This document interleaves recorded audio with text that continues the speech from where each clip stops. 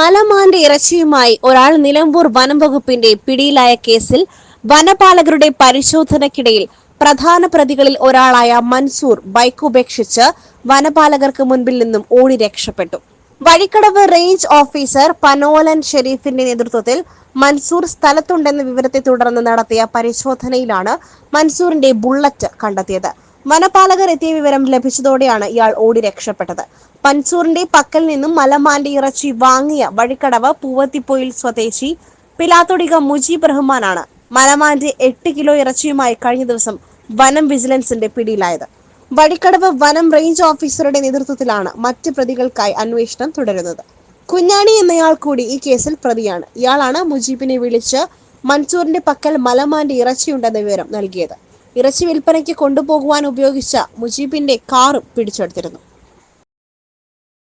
SS Gold, pure gold. SS Group, Nilambur.